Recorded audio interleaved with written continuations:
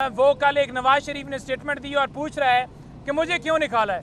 तो खान साहब ने कहा है कि सबसे पहले तो वो ये बताए ना कि 3 दफ़ा जो उसे लाया गया है वो बताए कि उसे क्यों पहले लाया गया था, क्यों सिलेक्ट किया गया था।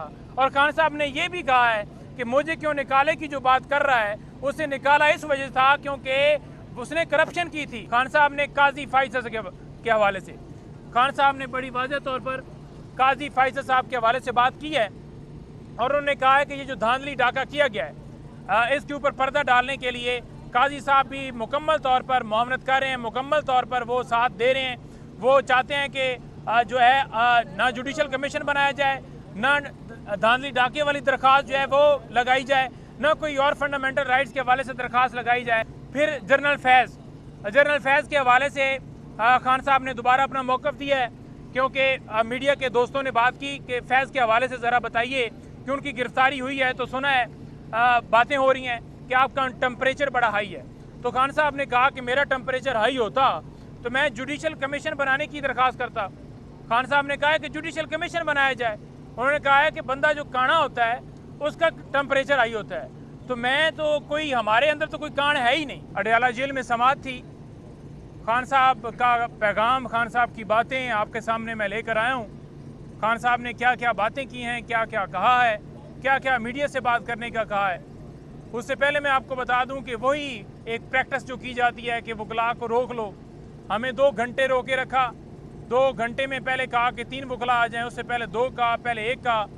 सिर्फ किस लिए कि जो लोग आकर मीडिया से बात करते हैं वो ख़ास तौर पर उनके ऊपर पाबंदी लगाई जाए। और हमारे भाई इंतज़ार भाई को 3 दिन पहले कॉल आई कि आपने अगर जाकर मीडिया से बात करनी है तो हम आपका दाखिला बंद कर देंगे। तो मुझे भी ये कहा गया कि आपका भी दाखिला बंद इसी वजह से किया जा रहा है। तो मैंने कहा जी कि आप दाखिले बंद करें, लेकिन हम अब जो है ना वो एक शेर भी है ना कि हम ना बाज आएंगे मोहब्बत से, तो हम ये मोहब्बत से बाज नहीं आने वाले। तो हम खड़े रहे और जो लीडिंग काउंसिल्स थे उन्होंने भी कहा कि हम नहीं जाते। तो उनके इनकार की वजह से उन्होंने फिर हमें अलाउ किया।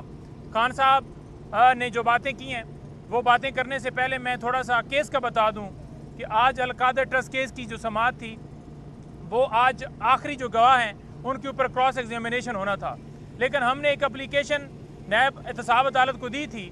उस एप्लीकेशन के अंदर हमने ये इस्तदा की थी कि जो 2022 के अंदर एक केस जो है 190 मिलियन पाउंड के हवाले से वो एक जो उस वक्त इंक्वायरी ख़त्म की गई थी उसके जो मिनट्स ऑफ मीटिंग हैं या डिटेल्स जो हैं वो फैसले की वो सारी आज हमें दे दी जाए ताकि हम इस केस के अंदर उसे इस्तेमाल करें कि ये केस पहले ही ख़त्म हो चुका है तो दोबारा क्यों स्टार्ट किया गया। लेकिन मुअज़्ज़ज़ अदालत ने वो हमारी दरख्वास्त खारिज की। हम इस्लामाबाद हाई कोर्ट में गए तो आज सेक्शन जो 344 है उसके मुताबिक हमने इस्तदा की कि एडजमेंट जो है वो अदालत दे, क्योंकि एडजमेंट की पावर जो है वो अदालत के पास है और वो एडजमेंट दे सकती है। तो लिहाजा क्योंकि हमने इस्लामाबाद हाई कोर्ट से रजू किया हुआ है तो जो वहाँ से फैसला जब तक ना आ जाए, क्योंकि वो डॉक्यूमेंट्स रिकॉर्ड के ऊपर लाना बड़े ज़रूरी हैं, तब तक जो है वो केस की समाअत जो है आगे प्रोसीड ना की जाए, हमें एडजमेंट दे दी जाए।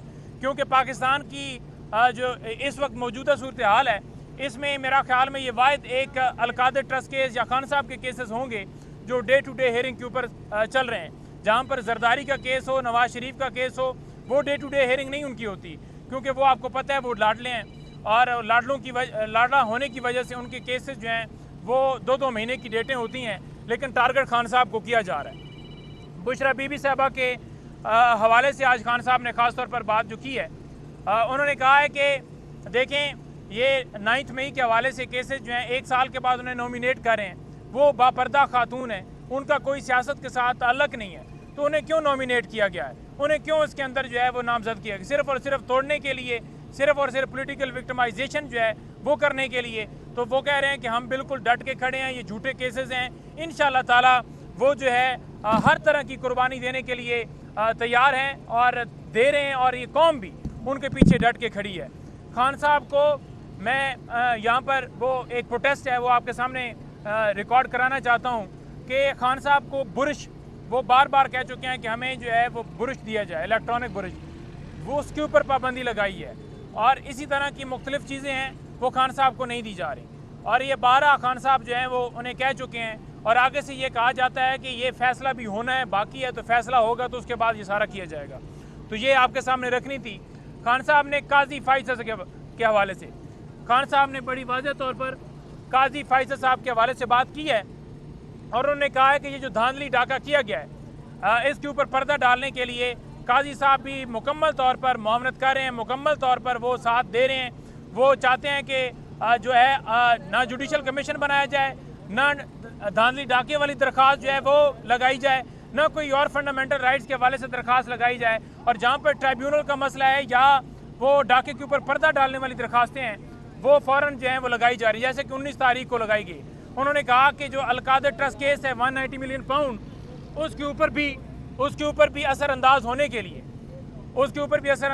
के लिए जो है काजी फैसल साहब ने रिमार्क्स दिए हैं सुप्रीम कोर्ट में। उन्होंने कहा है कि ये असरअंदाज हुए हैं जब वहाँ पर एनवायरनमेंट के हवाले से एक केस लगा हुआ था तो काजी फैसल साहब को रिमार्क्स एक मिनट काजी फैसल साहब को रिमार्क्स देने की क्या ज़रूरत थी, रिमार्क्स इन बातों की क्या ज़रूरत थी, क्योंकि वो सिर्फ़ और सिर्फ इसलिए दे रहे हैं कि उस केस के ऊपर असरअंदाज हो सकें। फिर जनरल फैज़ के हवाले से खान साहब ने दोबारा अपना मौक़िफ़ दिया है, क्योंकि मीडिया के दोस्तों ने बात की कि फैज़ के हवाले से ज़रा बताइए कि उनकी गिरफ्तारी हुई है तो सुना है बातें हो रही हैं कि आपका टेम्परेचर बड़ा हाई है। तो खान साहब ने कहा कि मेरा टेम्परेचर हाई होता तो मैं जुडिशल कमीशन बनाने की दरख्वास्त करता। खान साहब ने कहा है कि जुडिशल कमीशन बनाया जाए। उन्होंने कहा है कि बंदा जो काना होता है उसका टेम्परेचर हाई होता है, तो मैं तो कोई हमारे अंदर तो कोई कान है ही नहीं, तो लिहाजा आप जुडिशल कमीशन बनाएं, कौम के सामने बात आ जाए। अगर वो भी इन्वॉल्व थे तो ये सामने मामला लेकर आएँ। और उन्होंने कहा है कि 1 घंटे के अंदर 9 मई का केस डिसाइड किया जा सकता है। ये इसलिए नहीं कर रहे क्योंकि ये झूठे हैं, इनके पास एविडेंस नहीं है और हमारे ऊपर ये कह रहे हैं कि हम जो है कोई हमें सहूलतकारी मिल रही है और इस वजह से केसेस 9 मई के डिले हो रहे हैं। नहीं, उन्होंने कहा कि 5 दिनों के अंदर अगर 3 सज़ाएँ दी जा सकती हैं और डे टू डे बाकी हियरिंग चल रही है तो आप ले आए ना एविडेंस, क्योंकि हाई कोर्ट में आप एविडेंस नहीं ला सके और हाई कोर्ट ने कहा आपके पास तो एविडेंस नहीं है। इसी तरह से 9 मई के हवाले से खान साहब के 3 केसेस इसी वजह से बरी हुए कि कोई एविडेंस नहीं है। डिप्टी सुपरिटेंडेंट अडयाला जेल, ये सवाल हुआ तो खान साहब ने कहा कि देखें उसकी गिरफ्तारी जो अमल में लाई केवल क्यों अगवा है ना जी, क्योंकि गिरफ्तारी होती 24 घंटे के अंदर पेश करना होता है। उन्होंने कहा है कि मैंने कुछ जुल्फी को मैसेज देना हो या किसी को भी मैसेज देना हो या कोई आर्टिकल भी मेरा शाया होना हो तो मेरे वकला यहाँ पर आते हैं और मैं वकला के ज़रिए वो मैसेज भिजवा देता हूँ या भिजवा सकता हूँ, मुझे तो कोई इशू नहीं है। जुल्फी को भेजना हो या कोई और चीज़ शाया करवानी हो तो इसमें क्या हर्डल है, इसमें क्या इशू है, इनको रोकें, इसमें क्या इशू है, क्या हर्डल है। उन्होंने कहा कि कोई हर्डल नहीं है, मैं अपना मैसेज जो है वो भिजवा सकता हूँ, मैं अपना मैसेज जो है वो दे सकता हूँ, मुझे कोई किसी किस्म का कोई उसमें नहीं है। और ये डालना कि कोई व्हाट्सएप के ऊपर जो है वो राब्ता जो है वो करके और इंटरनेशनल और कोई इस तरह की, उन्होंने कहा कि ये एक प्रोपेगेंडा है। वो बेसिकली उन्होंने कहा है कि ये वो ज़हनी तौर पर डिस्परेट हो चुके हैं, तो इस वजह से ये इस तरह की एक्टिविटीज़ कर रहे हैं। फिर खान साहब ने जो जलसा हो रहा है 22 तारीख, हमने जलसे के हवाले से बताया, खान साहब ने कौम को फिर मैसेज भेजा है कि आपने पूरे पाकिस्तान से, बल्कि ओवरसीज़ पाकिस्तानी जहाँ जहाँ पर भी ये मैसेज मेरा सुन रहे हैं, कि आपने भरपूर तरीके से इस्लामाबाद जलसे को कामयाब करना है। 22 तारीख को जलसा होने जा रहा है।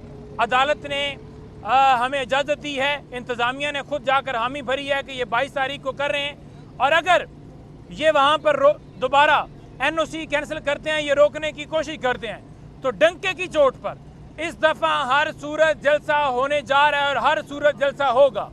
किसी सूरत ये ना ये जलसा कैंसिल अगर करते हैं तो हमें रोक सकते हैं और ना ही कोई ये समझे या सोचे कि पाकिस्तान तहरीक इंसाफ इस दफ़ा जलसा जो है मुलतवी करेगी। ये हमारा आईनी हक है और ये जो रोकते हैं इस वजह से रोकते हैं क्योंकि ये नहीं चाहते कि कोई बात की जाए।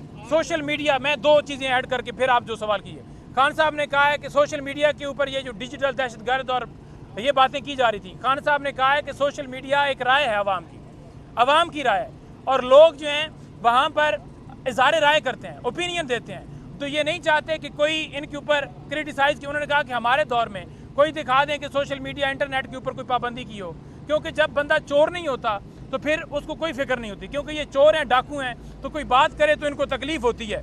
खान साहब ने कहा है कि जो तोशाखाना केस है तोशाखाना केस जो है ये पार्ट 4 जो स्टार्ट किया गया है।